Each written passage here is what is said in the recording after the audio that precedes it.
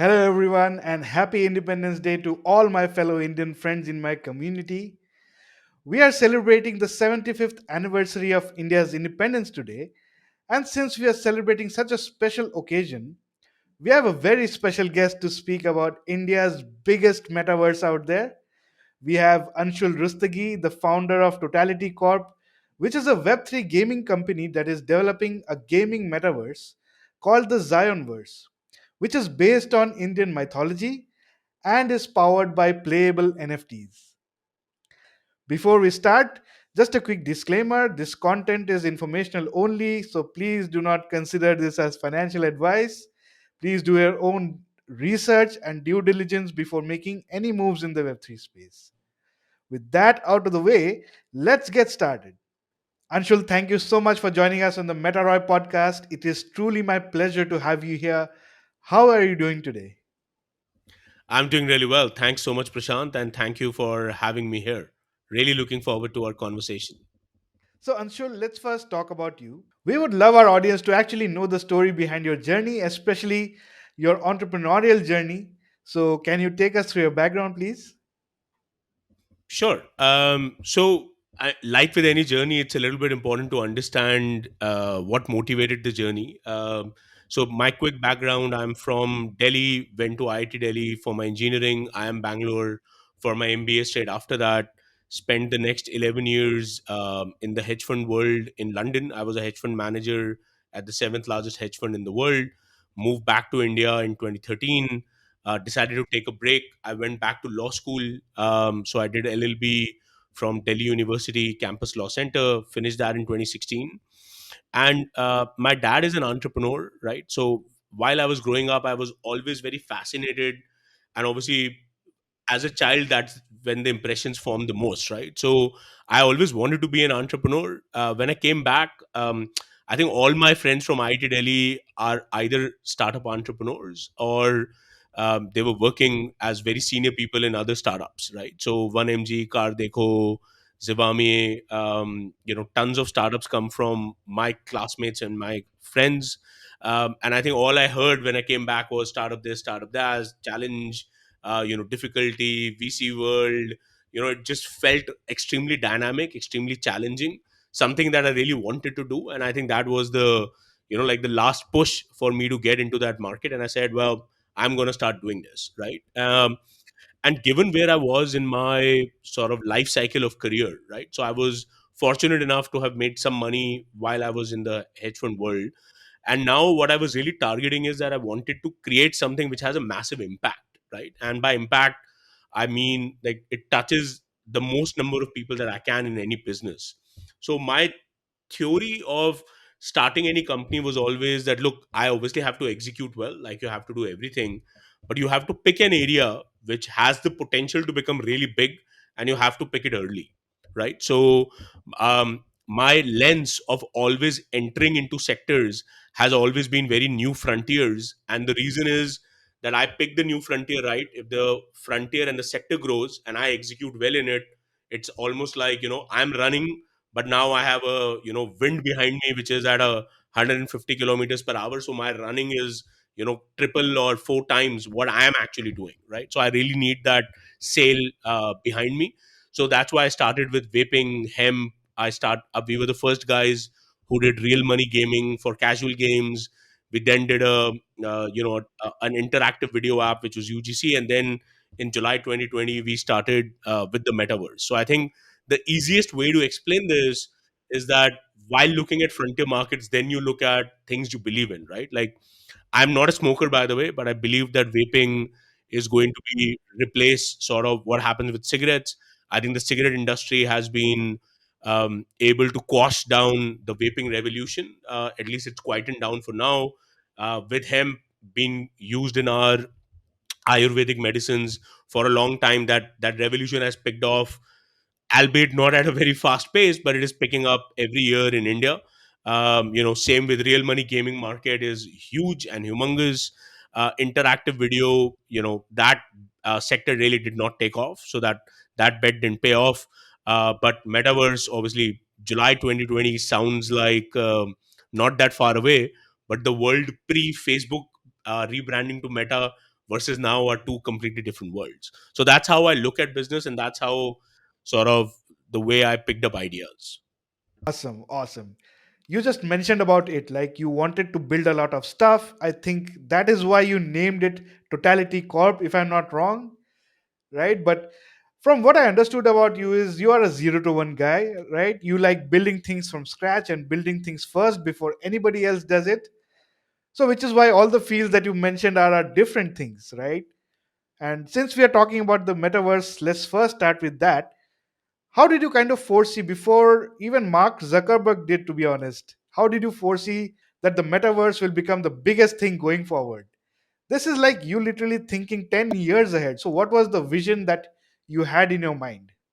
Yeah, so see, I think I have read the book. So, metaverse, the term as well as the entire concept comes from this book called Snow Crash, right? So, I have read the book Snow Crash a while back. It is actually, surprisingly, the book was written in the 90s, right? And so this thought was always there. Metaverse has been sort of a very nerdy, club sort of play prior to Facebook rebranding themselves and making it, popular and accessible to the mass market. And I think we were always talking about it. At the back of our mind was always the idea that, what is going to be the next social network where people move, right? So our bet on real money gaming was that gaming is already very big in India. It's the second largest number of gamers in the world, but monetization wise we are in rank 52nd or 53rd in the world. So monetization is poor. Real money bridges that particular gap. When we went to interactive video, the bet was that the network is going to move from short video entertainment towards interactive. That may have happened, but obviously the TikTok ban came, and then we almost went back to square one, where everyone started building the short video again, right? So there was no progression. I had been playing Roblox with my niece for a long time, right? So I'm a gamer myself, and as I kept playing Roblox with her, my understanding became that, for me gaming wasn't really as social, to be honest. Like, for me gaming is very competitive. So the social element for me was I'm competing with others, but it wasn't an element of hanging out, right? When I played the Roblox with my niece, I really understood that games are actually now become places where you hang out. Like I used to as a kid with my friends in my colony doing nothing, right? Like we would just walk, we would just talk about whatever, we would just cycle around. My niece, so the Gen Z and Gen Alpha is doing the exact same thing, but digitally inside of games, right? And that struck a chord. So it's like, we were already looking for an answer, and the answer was right there in front of me. And one day we just said, okay, you know what, this actually makes a lot of sense. We believe that this is going to be a secular trend which is going to last a really long time, and we want to get in at the very very early stages of doing it. And I think you're spot on. I love really hard complex problems and 0 to 1, because that is a boon and a bane. The boon part of it is I'm not afraid to go into areas where people have no clue. Actually, weirdly enough, that's where I feel the most comfortable. The bane of that is sometimes I overcomplicate things, because I just love that complication in life, and a lot of times business is uncomplicated. To be fair. Yes, and I completely agree with you actually. You're a gamer yourself. What are the three top games that you have played? So the game that I've spent a lot of time on is Quake 3D. I used to play that for hours when I was doing my MBA at IIM Bangalore. There was a very like there were probably out of at that time there was a batch of 180. We were 40 of us who were very very active, probably playing it almost daily. Particularly in exams when you needed to de-stress yourself, we used to play a lot on our LAN network. So Quake 3D will probably be my number one. Age of Empire, played that a lot during my IIT days. Right now, I'm a mobile gamer. I play Clash of Clans a lot. I've recently gotten back to Brawl Stars, so I'm a very big Supercell fan. As a company, I admire them. Their game design, I admire the way they have done the economy. I admire. So, irrespective of whether I personally like the game a lot or not, I always play it a lot because I want to understand like what are the intricacies of what they have actually built. So Clash of Clans right now is my number one game where I spend a lot of time, and then Brawl Stars. Awesome. Which town hall? Town Hall 14, maxed. Oh my god, that's awesome. I've been playing it for, I think when it released, I think it was 2012 when it was released, 2012 December, if I'm not mistaken. And so I have been with the game. I think they're about to celebrate their 10-year anniversary. And I think I've been playing the game for that entire time. Um, and I think by default, I just like over the last 5 years, I've been buying their battle pass as well, or whenever it was released, because they brought the battle pass monetization much later to Clash of Clans, and I just love that game. Exactly. I think the most important aspect of a game like Clash of Clans, for example, is the community that is built around it. People love this about the game. There is a culture that Clash of Clans players have developed, and you have to participate in it with your team. It's not something that you do by yourself, right? So I think the same community, the same feeling is there in the Web3 space as well. But in addition, you also have a chance to drive the culture of a game, which is not something you would usually have in the Web3 space, right? And I think some of the learnings that you must have had from whatever you learned as a game in Clash of Clans, you would have definitely taken ahead to Zionverse, right? So let's talk about Zionverse a bit. Can you tell our audience what it is and what is your vision around Zionverse? So the vision is quite simple. Look, more and more we are spending a lot of time digitally. That's going to continue. I spend around 14 hours digitally every day, but that's also because my work is for a tech startup. Most people probably spend 6 to 8 hours. The more time we spend digitally, we would need places which give us more fulfillment. So I think what we are really trying to create Zionverse as is the place where you live digitally, and it's being built for Indians living in India and all over the world, right? Which is why the theme is around Indian culture and mythology, because we want to give a place for people to live and feel like they belong to that particular place, right? And that's the idea, right? Yes, if I come on to Facebook and Instagram and the content is in my language, it feels like I can connect with it. And yes, the people creating the content are people I can feel I relate to. But yet we do not yet have an app or a digital experience where I can have that sense, right? Particularly in games, there are almost no games that have come out of India which are extremely popular in India, right? So I think that's the essence of why we wanted to do things around Indian culture and mythology, because at the core we really feel very strongly that, this place where I live digitally needs to be a place where I feel like I belong, right?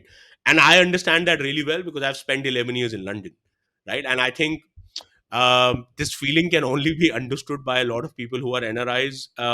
That once you move out of your country, as much as some people might want to say like, "Hey, I want to go abroad," irrespective of whatever you get out in terms of economic opportunities away from India, once you move away from your roots, and the roots are not just your parents, right? Even if your parents move with you, your roots of the country, the place you see, the chole wale that I go and eat to right next door, the pan wala I go to at night, the traffic, the chaos, and I always say that, once I've moved back to India, I've fallen in love with this, what I call organized chaos in India, right? So this coming back to that feeling which is in everything that we do, language, clothes, how people greet each other, what food we eat, etc. That is what we are trying to recreate digitally. Exactly. I went through your project Light Paper, obviously, and in the spirit of full disclosure, I am an investor in the Zionverse as well. And your Light Paper itself sounds like organized chaos, to be honest. But let's sift through this chaos. Let's understand the different aspects of it. So I think the first NFT that you had launched was the Lakshmi NFT. Recently, you launched the Vishwas NFT, and that was also a sellout. And in the upcoming quarter, we are getting the Trimurti NFTs as well, right? So can you take us through what these different NFTs are and what are the differences between these NFTs so that it is easier for our audience to understand? Yeah, sure. So, look, when we started with this Indian culture and mythology, and I think if people remember, October 2021 was the time when Facebook rebranded to Meta, right? And that was the time when suddenly, when people used to ask me prior to that, including my mother, what are you doing? And I had to explain Metaverse. Like, honestly, when I used to say Web 3, people used to say, like, was there a Web 2 also? Like, we didn't know. We thought web is web, right? Like, what is this Web 3? I had to actually start using the term 3D internet, right? Like, oh, it's internet, but it's 3D space. That is how I had to explain to people, thanks to Facebook, everybody became a metaverse expert in a matter of a week, right? So we really felt that this is the time to really expand our community, because prior to that, we were really building the technology solution that we already have to build a metaverse where users can come and create their own content, right? And we thought that there is nothing better than to actually launch Lakshmi around the Diwali time. So we started with Lakshmi NFT, and what we really wanted to understand is and prove to the community is there is a community of people who care about Web3. There's a community of that, a subset of that people who care about Indian culture and mythology, and they care enough to be able to back it like you have done with their own money, right? So the Lakshmi NFT is an NFT to relate to the Zionverse project. It has every NFT that we do has utility. So it has the utility of giving you staking rewards in USDC rather than giving it in some other sort of token. We had felt even last year that USDC was the safest. So that's what Lakshmi NFT is. And all NFTs, or almost all NFTs we'll do, will give you a playable character that you can actually becomes your identity inside of Zionverse. So Lakshmi NFT will also have the same. The Trimurti NFT is obviously, now that we are starting the Zionverse universe, the Trimurtis are three main gods: Brahma, Vishnu, and Shiva. The idea is, again, here your utility is that you get access to our governance token, which is Shakti, which is almost like your shares of Zionverse, because you get an access to a percentage of revenue which is going to come from the Zionverse platform. And again, you're going to get playable characters out. Why did we do Vishwas NFT? So obviously, the last 3 months have overall been tough, quite tough for the crypto market. Bitcoin went from 69 odd thousand to just below 20K, now at around 24 odd K in terms of dollars. We had crash in tons of altcoins, most dropping 80 plus percent. And then unfortunately, we also had, Vault freezing their deposits, which hit India because they are very big in India, but also hit our community because we had partnered with Vault to enable Lakshmi NFT sale, right? So I came out and showed people that, listen, your rewards are safe. Um, Whatever rewards you were going to get for Lakshmi, whatever hit comes from Vault comes to us. And I thought that the promise is not enough given the macro environment, given what has happened. And that's why we said Vishwas NFT for Lakshmi NFT holders, that we are actually going to show you that you can trust not only Zionverse but overall Web3. Yes, there are some projects which still may fail even if your intention is right. Yes, there have been some projects where the intention was wrong. All of this happens in new technology, but you will trust us, and we want to in turn make sure that you also trust this technology, which is the future, and we are going to drive towards it. So the idea of Vishwas was, you want your rewards early, 6 months early than what we promised you. Sell the NFT back to us. If you want to convert it to a Trimurti NFT, which gives you sort of the flagship NFT of Zionverse, you are able to do that at a 35% discount as well, and you can get that NFT. So I think we got a really positive, overwhelming response from the community, and I think that was the idea. The idea was to really make sure that the community has faith, right? The community has trust. So that's the Vishwas. That's what we're really sort of trying to build, because this isn't a, like, we are not in this to make a couple of bucks and get out, or just showcase something out of interest. We think this is a multi-decade play. This is going to be the future. And as this future builds, this isn't just a digital play, right? This isn't just a Facebook or Instagram where your existing social systems are now digital. Web3, the beauty is that it is actually transforming the way we interact with each other and the way we trust, right? And the paradoxical thing is that the entire backbone of Web3, because of blockchain, was that you codify trust. But weirdly enough, the thing that you need to solve for the most for this new technology is actually trust. And trust doesn't get solved by technology itself, it gets solved by actions, right? And that's the foundation of the Vishwas NFT, to say that we are taking those actions to prove to you that you should have that trust, and not just selling you on, hey, here is a smart contract, it's audited, trust the technology. Because at the end, we are humans. We are, technology is an enabler. It isn't something that, it is going to enable us to form those relationships and have that frictionless experience, but we will get there, right? So I think the most important thing I have realized about in my Web3 journey is that even though Web3 solved for trust, the thing that you need to solve for most in a community is gaining that trust from the community. And especially in a country like India, right? Trust itself comes at a cost, right? It's commendable the way you have restored that trust, because we have been through a very difficult phase in the Web3 space. We have had different projects facing financial challenges, Three Arrows Capital, Celsius Network, which are literally one of the biggest names out there. The Terra Luna crash, everything coming together, and it was just unfortunate to see how this space collapsed like a house of cards, right? Plus, as you mentioned, you had Wald as your partner, and they were Yep. not able to withdraw the rewards that they have been receiving. So you had to kind of re-establish the entire trust at some point, right? And you had to address the fact that this was not possible, right? So I really appreciate the way you did that. You kind of reinstated this trust, and I'm sure everybody in this community definitely supports you in your project. Let's continue understanding Zionverse a bit more. Before we go into other topics, so it's not just individual NFT projects, right? It's going to be a metaverse, and it's going to be an Yep. ecosystem, right? So uh, when I went through a light paper, you are literally kind of building decentralized planets, if I have to put it in different words, right? uh, Yep. there is something around user generated gaming which I feel is somewhat similar or something related to Roblox. There is Streaming Planet for influencers, there is Kalakar DAO, etc. So, can you take us through this organized chaos in the Zionverse world and help us understand all these different projects in a vision for Zionverse? Sure. So I think organized chaos is probably the best way to put the way we are also executing it, because there is a lot of chaos in the Web3 world. There is a lot of experiments to see how do we get the most number of people interested in this metaverse rather than just keep doing some sales and get to an IGO, right? Because I like I said, our aim is not valuation. Our aim is impact, right? The valuation may or may not be a byproduct of it.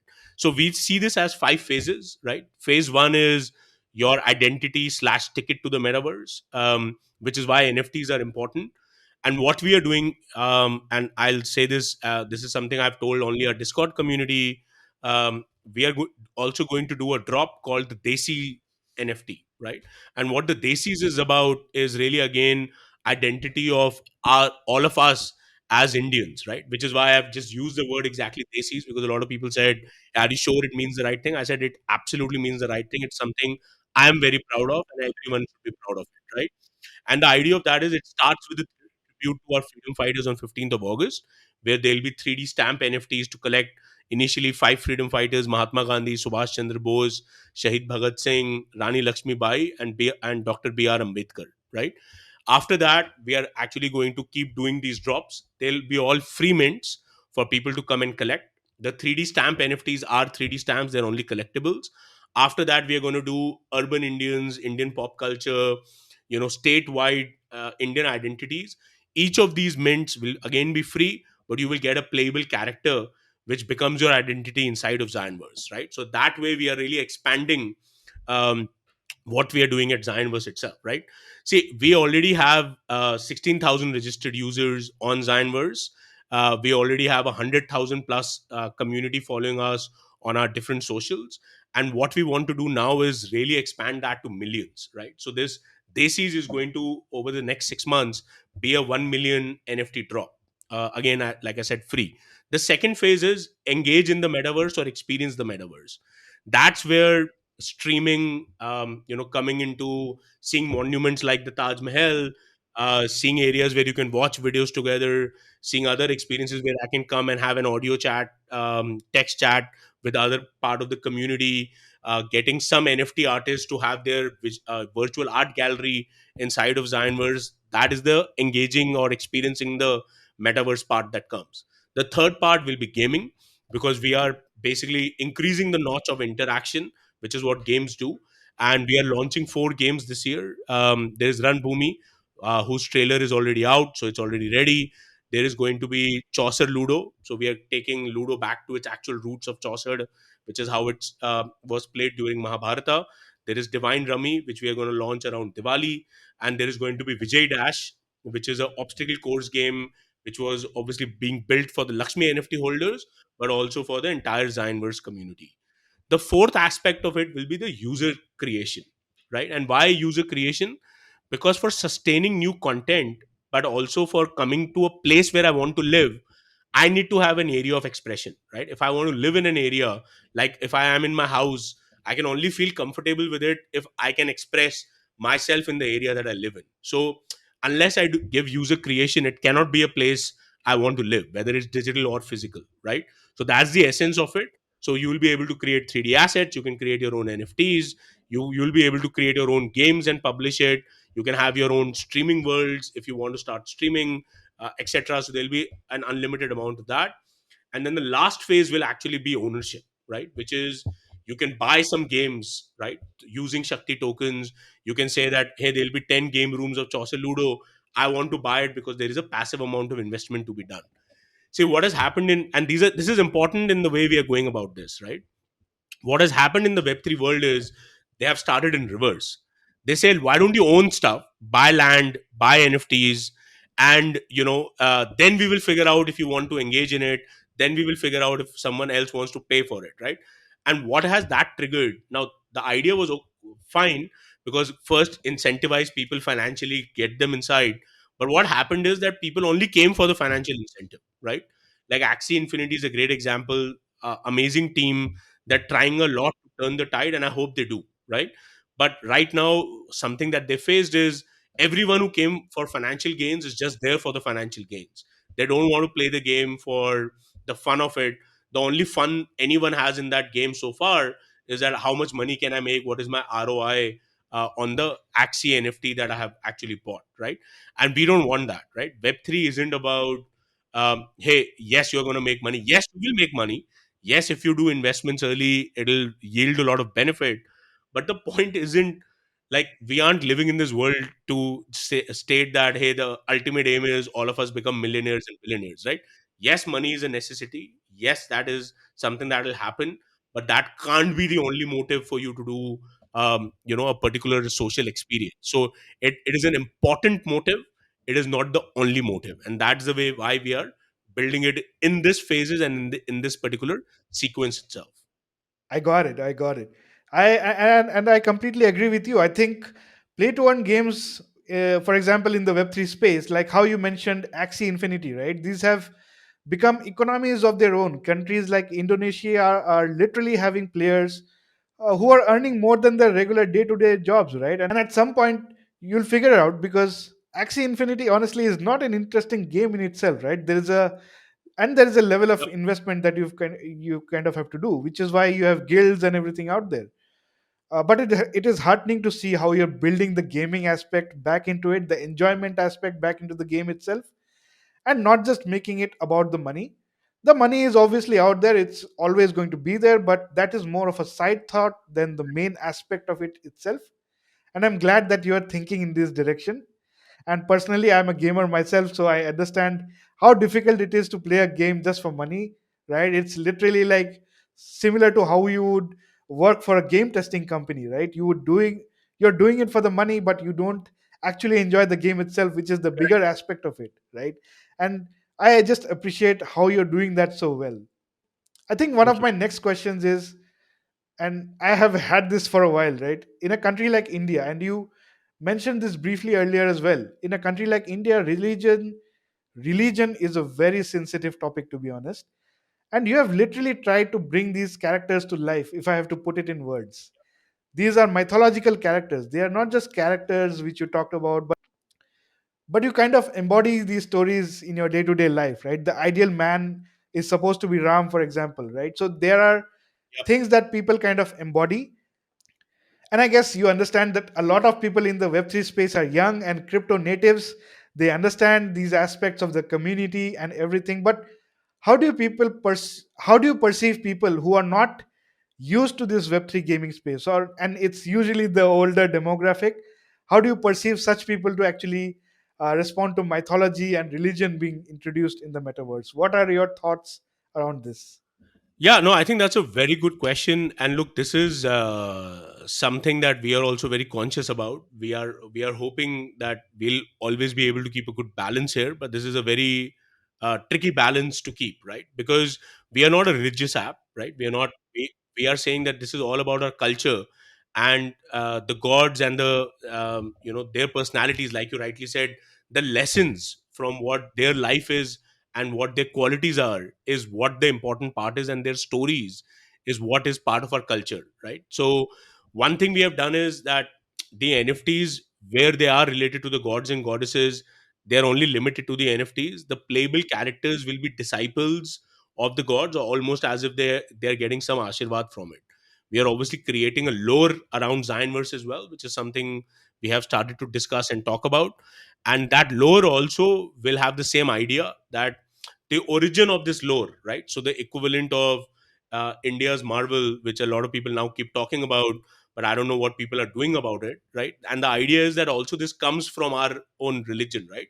I unfortunately think that some part of what we are doing in India is we forget our own religion and stories, and we come and say, oh, XYZ thing is popular, let's put it in the Indian context, right? So if Superman is popular, how can I Indianize Superman? No, that's not the point. I mean, we already had Hanumanji, right? He's definitely more powerful than Superman. So why can't we build stories around Hanumanji and show those qualities, and in an interactive manner, that those stories are distilled to Indians, right? Without offending people's religious values. So we're not doing anything around like prayers or temples directly. Even if Lakshmi ji is our NFT, your playable character is going to be a disciple. So that way we are having a little bit of separation, and I would say that this is a tricky and sensitive balance to keep maintaining, right? So this is also the other reason why we're doing the Desis NFT, to say that, listen, don't just consider us as a mythology or god related area. We are talking about Indian culture overall, and obviously what we are doing as part of our religion, gods, goddesses, is a very important part of our culture. So we cannot ignore it. It's a foundation of what our culture is, but at the same time, that's not the only reason thing that a culture is. We are not religious. We are more about the culture of India and that belongingness in an interactive manner, right? And see, the thing I would say is, at the end, we are all humans, right? Like, it's not like people in other countries don't care about the religion. They care about the religion deeply, right? So if you see Greek mythology, Irish mythology, now Norse mythology with Vikings, Chinese mythology, where they have a monkey god that Jet Li has also done movies around it, and everybody knows about it. The same is true for India, right? I was talking to a company out of Germany regarding being a wallet solution provider, and when I said Trimurti, he said, wait, so is Shiva part of that?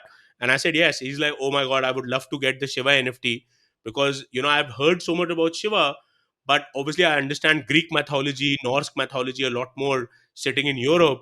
But I would love to know more about Indian mythology, but, there isn't really a lot that I can interact with, right? Because all our interactions are very serious, very religious, right? So, and the world is changing, right? If we want to have our younger generation interact with our culture and understand those values, there is no option for us but to have it in this interactive media format, to bring out the essence of it, rather than just keep it on a TV screen, and give it only the religious angle itself. Exactly. And I think a lot of people in India itself do not understand religion, unfortunately. They just follow people blindly, which is why all these problems are occurring. But it is heartening to see out how you are really bringing out these concepts of mythology and helping people understand this space as well. Because a lot of people, even for example, like how you mentioned the Correct. German person actually asked you about the Trimurti NFT, and Yep. they knew who Shiva was. They just didn't know the story behind it. And it is also true for some people in India as well, right? Because even they don't know what the real story behind Shiva is. But I just love the way you have brought these stories to life, and how you have given the power for everyone in your community to embody these stories through your project as well. In terms of gaming, I had a question. So, what are the other issues that you kind of foresee when you are building Zionverse? What are the other issues that you see for gaming itself in India? Because it is kind of a difficult topic to talk about before. because people just associate it with laziness and being like a good for nothing person, right? So gaming often is usually seen in that way. How do you kind of want to address these issues around gaming, and as a follow-up question around blockchain and web3 gaming, because that is even more difficult to drive adoption for, right? Yeah, so I think again, very important point that you're bringing up about gaming. See, I think, like, I would say that when I was a kid, and a lot of us who would want to become sports people, the answer that our parents would have, and they had the right reasons to say, is that that can't be your career, right? Because unless you became part of the Indian national cricket team where the chances were super duper low, there is no career for you. As IPL happened, etc., A, the career opportunities expanded. B, what everyone realized in our generation, and as we are having kids, we are doing it, is sports isn't just about a career, it's about your way of living. Tons of skills you learn of team, competitiveness, discipline, preparedness. So now all parents will make sure that their kids play some sports on a very regular basis, not just as a hobby ki Sunday ko jaake gully cricket khel liya aur वापस आ गए. It is a lot more, framework oriented. The same thing I, by the way, say for gaming, right? Like a lot of parents now, right? They're like, oh my god, the game teaches nothing. Actually, I have learned a lot from game, right? My reason of loving this organized chaos and this complexity comes from gaming. This is a, I would say, like every engineer's mindset is like a game player's mindset, where you are saying कि last में exam आ रहा है, boss को हराना है, कुछ ना कुछ करके जुगाड़ करके हम कर ही लेंगे, right? So that mindset comes if you are also playing games regularly. You figure out that what is the design in the system. You figure out that I have to keep attempting it. You figure out that I have to keep learning. You figure out that it's actually your actions which determine the outcome. At the end, there are certain elements of chance that every game has to keep it interesting, to keep it more replayable. All the time there's a lot of coordination that you do. And like I said, as the world is moving more digital, digital isn't a substitute to real world, right? It is an augmentation of it. And the best part about gaming is that there are no physical constraints, right? Like if I want to now start doing drone racing around Jupiter or around Saturn's moon, that is not possible in the physical world yet. Maybe all these rockets, etc., will take me there in 10-15 years time, but it's already possible in the gaming world, right? By the time they do that, the gaming world would have evolved to something even crazier, right? And this removal of constraints, right, just expands your mind and what you can do completely, right? So again, gaming, like people saying that, hey, at least if I play cricket, I learn a particular thing, but if I play a game, you're not exercising. Yeah, game is not supposed to be a substitute to exercise. You got to exercise, you got to keep fit. But the fact that, can you learn team play, can you learn the skills in an environment which is infinitely different? Absolutely. Which is why the beauty of games is, and I think in another decade, parents will ask people to play games like they're asking people to play sports. So that's one. Two, before I come to blockchain gaming, see, in India, one, for a lot of reasons, real money gaming is much bigger than normal gaming, right? So real money gaming sector is today 1.7 billion dollars. The normal gaming sector is probably under 500 million, right? And I think the one part is that as Indians, we love the thrill of money, and that has been part of our culture, right? So there's an interesting story which I would love to say, is that why do we play so much chance games? Like Teen Pattis are very, very chance oriented games. Even the Supreme Court has said it. But why do we play games of chance around Diwali, right? And one of the stories goes that Goddess Lakshmi said that you need to play games of chance around Diwali, because what you need to understand is that money, success, and life, chance plays a big role, right? And when you play games of chance, whether you're good or not won't matter as much, because sometimes the things will be unfavorable and you will lose. You will learn how to overcome those losses and those challenges and keep continuing the process, right? Which is why games like poker, which have some elements of chance but is largely a game of skill, rummy largely a game of skill, sports largely a game of skill, it's not like there is no chance in those games, are getting propagated a lot more, right? So and I think in India, what we also love is the thrill of money, right? So no one is playing Teen Patti for money during Diwali because they want to make money, right? Maybe there are certain professionals who do that, but largely 99.9% of the audience is playing so because that putting the money adds that extra thrill, right? The same is with blockchain gaming, right? So one portion which is I will play with a token, the token stands for something tangible, is an additional thrill in itself, right? So we have to consider this real money token part as an additional thrill. There are a lot of other benefits of blockchain gaming in terms of ownership, in terms of forming a community, rewarding the community, which obviously we can go into. But really the large challenge in India to build anything web3 is obviously the lack of regulation, right? And the silence on the regulation, right? If it's going to get banned, then just do it, right? If it's not going to get banned, which is what the case is right now, then say something which gives us clarity on what it is, right? These shadow bans of payments, like we will not ban it but we will not let you do it either. And this reverse psychology that is being played with the market is just hurting us, right? Like, I was very bullish last year and I have said this very publicly, that I'm very optimistic that India becomes a Web3 capital of the world. Now I think we have no chance, right? Like, we were anyway starting to lose the battle to other places like Dubai, Canada, Singapore. Now Singapore is again making a big push to become the Web3 capital of the world. And in India, for some reason, we are very okay to just be the just do the work. We are very okay with labor, right? So when Web 1 came, US was the champion. Infosys, HCL were the one providing all the talent. When Web 2 came, China was the champion. We were still the guys building the apps for them. Now when Web 3 has come, we are still okay with doing that, right? Most entrepreneurs that I'm coming to meet who are building in Web 3 are either sitting in Dubai right now, right? And they're right? I can't blame them. They're right, given the lack of regulation. They have to protect themselves, their families, their capital, their investors. Or other people are just saying, look, we will build for the US companies, we will build for the Singapore companies. Again, why are we leaving ourselves behind? I just don't get it. And that is the major challenge, right? So unfortunately, the legal part of it, particularly to do with fiat on ramps, GST angle, capital gains, I mean, it's just, I have spent more time on legal things this last 6 months than I have on actually building the product. And I'm sure most founders in Web3 have done that. And that's just sad. That is definitely very sad, because this is a chance for us to start from the same space as these developed countries have been all the time, right? Over the period of these years, I think had a chance we have not had a chance to lead the way in the web 1 space, in the web 2 space. But right now, this is a chance where you are all on the same page. Even Mark Zuckerberg is kind of starting from scratch when you see him rebrand Facebook to Meta and everything, right? It is very difficult to see the state of the Indian ecosystem and governance, where we have to literally fight with the government to see these kind of Web3 projects come to light.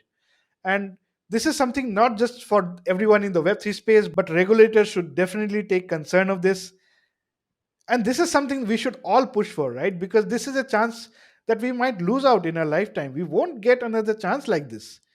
Maybe not, but we won't get something else like that in a lifetime like this, right? So again, coming back to the Zionverse, I just had one other question around the Zionverse as well.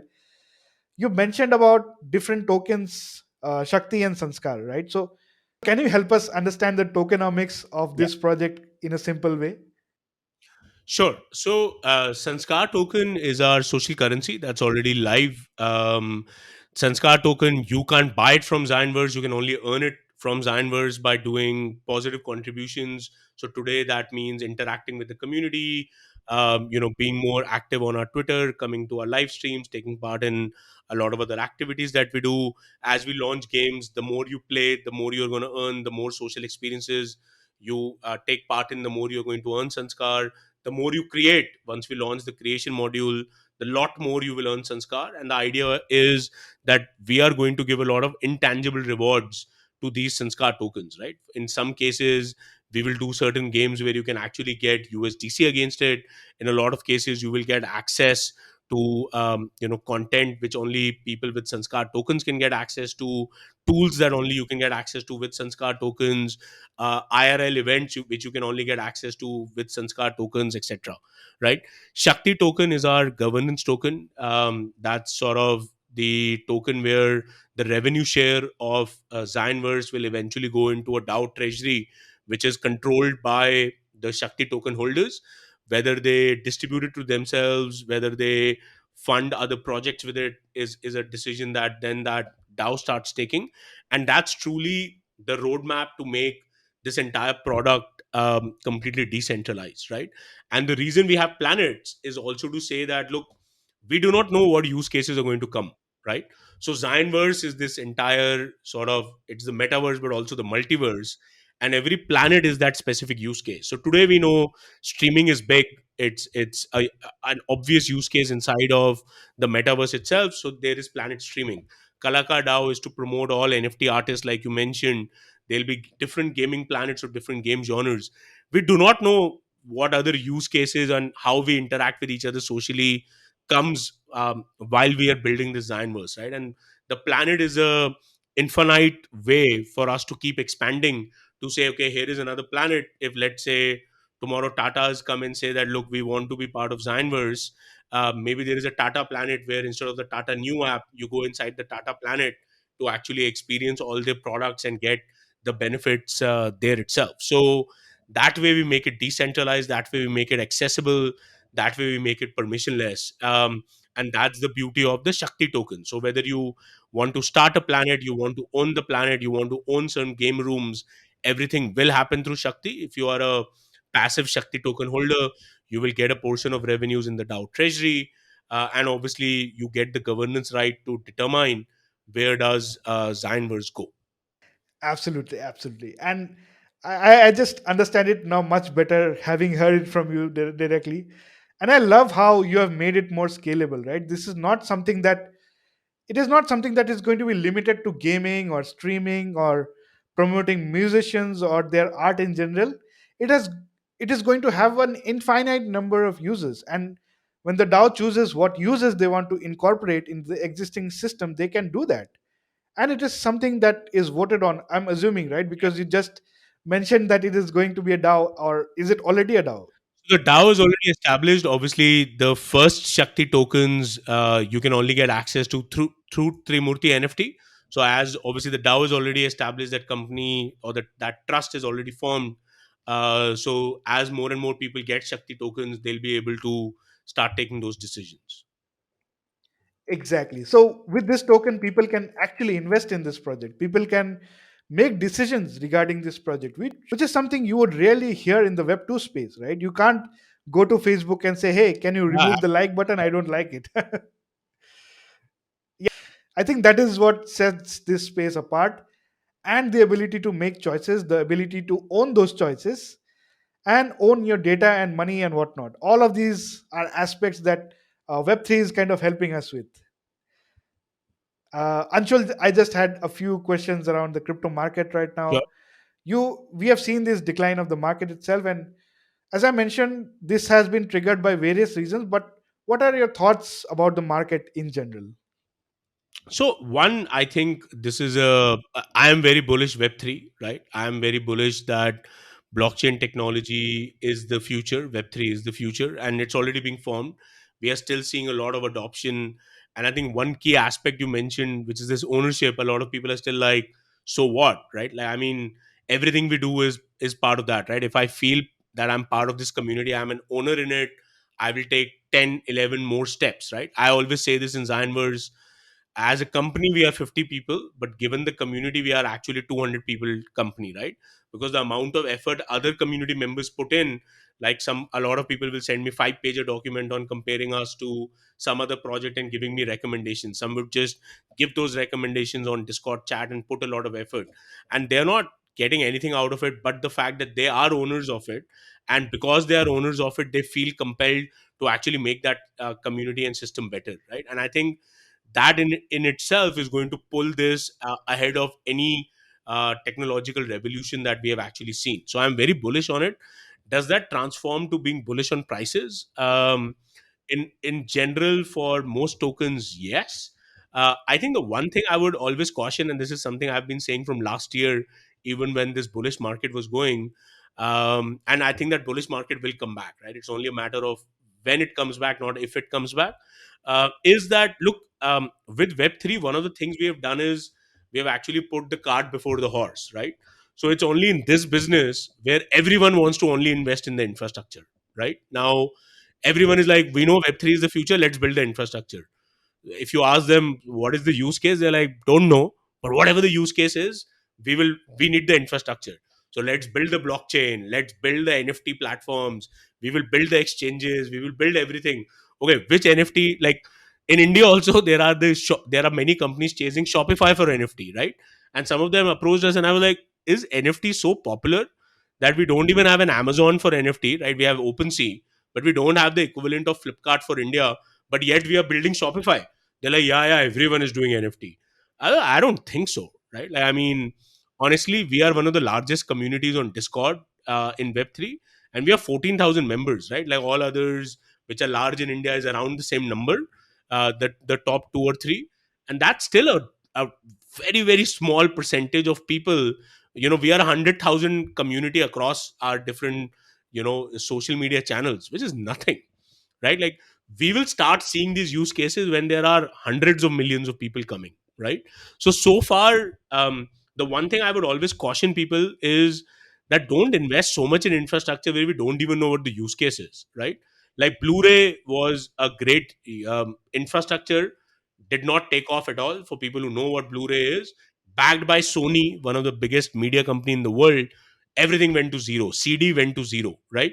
So use cases or humans needs are never going to disappear, they're going to evolve, but infrastructure can disappear, right? 2G doesn't exist anymore, we're moving to 5G. So infrastructure bets is tricky, right? And that's the only thing I would caution people, that it's not a no brainer ice shot that I am a big believer of Ethereum, right? But it's not a no brainer ice shot that Web3 can't happen without Ethereum, right? It absolutely can. And very likely that the larger the use cases are, those people build the infrastructure themselves at a later stage, right? I don't agree Amazon built AWS because they had a need, and then they figure out everyone has that same need, so let's build AWS. Uh, Jeff Bezos did not build Amazon to build AWS, which is what people are forecasting right now. Everyone wants to be the AWS of Web3. No one knows what the Amazon of Web3 is going to be, right? So that is the problem. And I am going to build those use cases directly. The infrastructure is needed, but the infrastructure is needed for the end result, not the other way around. Exactly. And speaking of the market, this is a question that somebody asked from the Zionverse community. Maybe they weren't aware about the updates or haven't followed the updates for a while, but that person actually asked me, like, we were getting these taking rewards from Lakshmi NFT, and Vault just stopped withdrawals and declared financial emergencies and everything. So can you outline it again for the Zionverse community and for investors of Lakshmi NFT? What kind of happens to their staking rewards? Yeah, sure. So I think what we have done is, this is exactly the point of Vishwas. There is, irrespective of the rarity of Lakshmi NFT you have, there is a minimum 65 USDC that everyone is going to get, which was the minimum gaming reward of 50 USDC and minimum staking reward of 15 USDC, right? But obviously, if you are a tier 6 or above Lakshmi NFT holder, you have more staking rewards, which you're going to get at the end of December. So what we did is, we said, people have already got the Vishwas NFT as of 2nd of August. You can sell the Vishwas NFT to us, to Zionverse, and get 65 USDC in your MetaMask today itself, right? If you want to convert that to a Trimurti NFT, which would be sold at 101 USDC later, you can do that. So you're getting a 35+% discount if you choose to do that itself. At the end of December, there are further staking rewards and further gaming rewards, which are obviously promised or based on your performance in the Vijay Dash game, that you will also get in either your MetaMask, or we are actually looking at certain wallet solutions which are not non-custodial ourselves, right?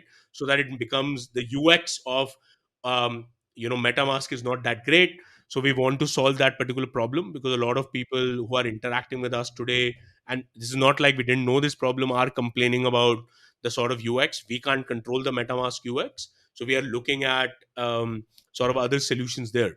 So the point of Vishwas NFT was to bring forward by 6 months the 65 USDC minimum guaranteed payment to all the Lakshmi NFT holders, which we are doing as we speak.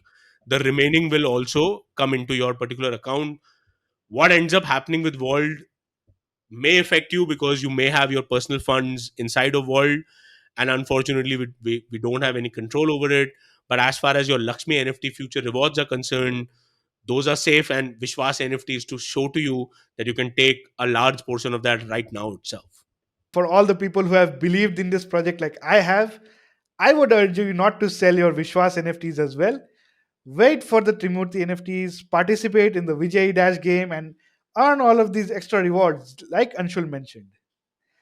Anshul, my final question to you is: do you think Zionverse is going to be a legacy, or is there more to Anshul Rustagi than what meets the eye? What do you want to be remembered as? Um, just as someone who was taking, doing interesting experiments, and hopefully, one of them made the large impact. That's my idea. Look, every business I have started, I've always started that this is going to be really big. All of them, and that's why I always say, like, Totality, which is the company doing all of the different products, is literally sort of my child. And I think of it as a person, not just a legal entity or a company itself, as probably I think most entrepreneurs and founders do for their respect. I don't know, like, this is what I get the feeling from when I talk to those other people.